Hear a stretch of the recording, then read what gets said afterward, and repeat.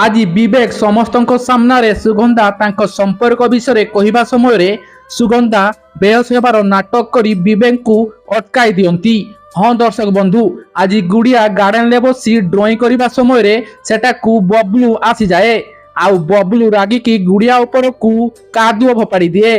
आउ ए सब सुनैना झरकार देखी आश्चर्य हो जाती।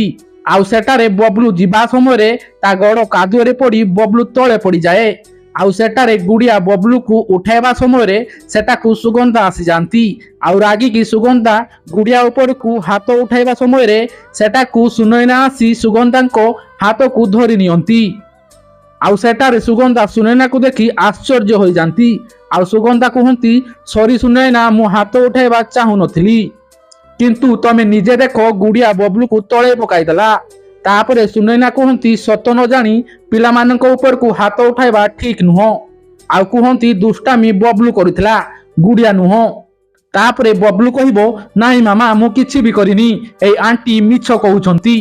तापरे बबलू तले गड़ी जाई कांदीबाकू लागंती।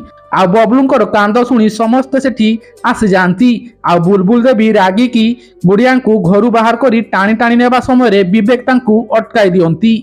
तापरे विवेक बबलू आ गुड़िया को सत कहवा को कहती। तापरे बबलू सब सत कथा कही दियंती। तापरे विवेक कहती, सुनिल तो मम्मी, बबलू कौन कहला? बबलू एबे मिछ कहवा भी आरंभ करदेलानी। आउ एक कथा सुनी बुलबुल देवी रागी जाती। आउ विवेक सुगंधा विषय कहवा आगरू सुगंधा नाटक करी तले पड़ी जाती। समस्ते देखी आश्चर्य हो जाती। तो आपन को कौन लगुची कमेंट करी निश्चय जनातु।